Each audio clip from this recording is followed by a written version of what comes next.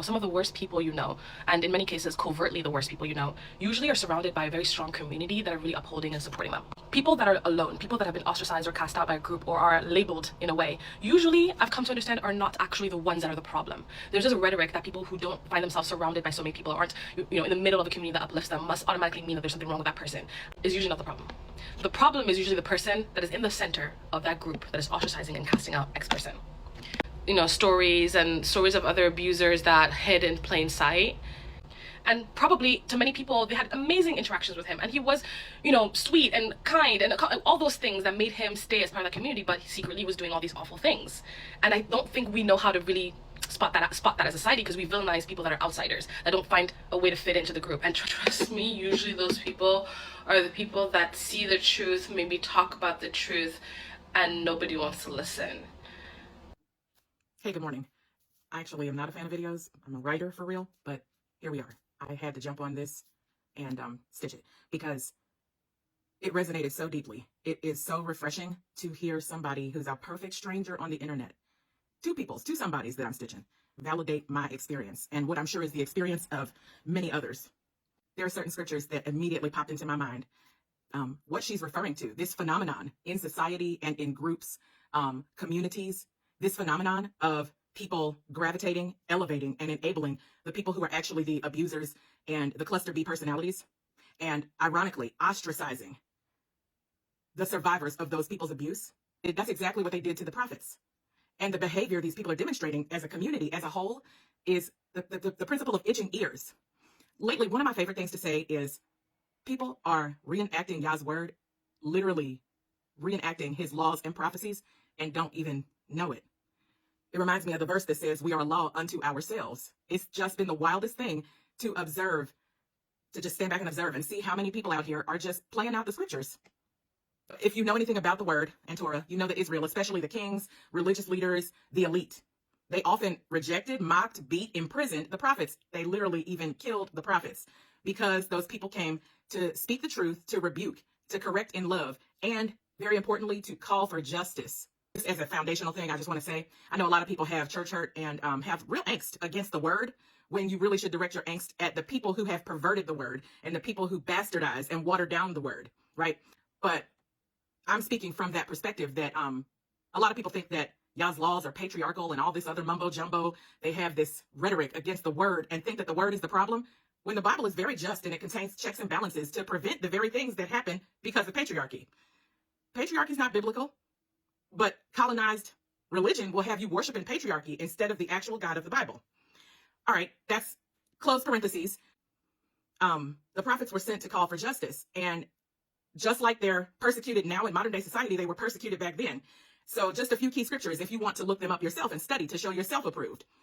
They talk about killing the prophets in Matthew 23, verses 29 to 37, in Acts 7:52, and Nehemiah 9:26. They talk about how they hated the prophets for telling the truth in 1 Kings 22 and 8, Jeremiah 26 and 8. They talk about rejecting Elohim's messengers repeatedly, 2 Chronicles 36, verses 15 to 16, Luke 11, verses 47 to 51. Yahusha lamenting over Jerusalem, Matthew 23 and verse 37, and then Luke chapter 13, verse 34. It's that I'm one of those people. This is the story of my life. I have been either ostracized or put out of like 7 fellowships now, just for simply speaking the truth and asking questions. It is a problem. And it just feels, it's very validating for me to see random strangers on the internet highlighting this issue. I think what makes it such poetic justice is the fact that they are strangers on the internet. They don't appear to be self-proclaimed disciples of Yah's word or believers or Christians, and yet they see it. Meanwhile, all the people I fellowship with at all them 7 churches, a lot of them are still there, and they just bypass these things. It's just ironic because the church is supposed to be where the Spirit dwells, right? And also, we really are the church. We're the temple, so the Spirit should dwell in us. And yet we have all these spiritually blind people who enable and support abusers, whether that be a psychological and emotional abuser, spiritual abusers, physical abusers, and some people are a trifecta. Oh, let me not forget sexual abusers. We don't just do this in churches and faith communities and synagogues. We do this in institutions. We do this in education. It happens literally everywhere. We do this. Every institution and system is guilty of elevating, promoting, and protecting some of the most unsafe people in our society. It's just the biggest irony in the faith-based community, though. because that's where the Spirit is supposed to dwell. The Spirit that's supposed to help you see and discern. We call out so many frivolous things. Like, for example, we'll claim that a movie or something is demonic, right? But you can't recognize the sexually abusive or whoremongering pastor among you. You can't recognize the domestic violence dynamics happening to the family that sits in the pew right in front of you. Please make it make sense. You could call out a little black girl for being fast. Ain't no child fast enough to catch a grown man that shouldn't have been looking in the first daggone place. You can recognize a fast little black girl, but can't recognize a pedophile in your church. I'ma breathe because I'm not gonna preach today. So then what else she's calling out when she talks about the bystanders and the people who just go along to get along? Itching ears. And there's a few verses if you want to look them up. It's 2 Timothy 4, verses 3 to 4, where people reject the truth and seek affirming lies. Then we have people preferring soothsayers. That's in Isaiah 30, verses 9 to 11. People who love deceit is Jeremiah called it out in Jeremiah 5, 30 to 31. He said, my people love it so. Just pitiful. False prophets being welcomed is called out in Micah 2 and 11, where they prefer flattery and indulgence. And that verse reminds me of the book of Revelation. I believe it's chapter 2, where all the different types of churches start getting called out. I believe it's in Revelations 2. The church of Thyatira that entertains the spirit of Jezebel. Well, that one there is, I've been to a few fellowships that entertain that spirit. And when I tell you that spirit is charismatic, that's that spirit that y'all, that be abusive and stuff, that y'all, a lot of y'all entertain. It's rampant. It is rampant. That spirit is not just a spirit that gets on a person. It operates like a principality, like narcissism. It's like the head of Leviathan in Job chapter 40 and 41, the multi-headed beast of pride. At the end of that poetic, frighteningly poetic description of pride, this multi-headed beast, which is a symbol of how pride manifests in multiple ways and facets, this multi-headed beast is described as king of the children of pride. I'm telling you, it's like a downline to the spirit of Jezebel, which operates as a principality over regions. This is not just a personal thing happening in households and churches. It happens over regions. It happens in institutions. It happens in systems. It is pervaded through things like family court and academia and education. Okay, I said I wasn't going to preach. Ask a few verses for itching ears, though. Rejection of truth. Look in Amos chapter 2, verse 12, and also chapter 7, verses 12 to 13, where they silence the real prophets. Whew. This stuff just resonates.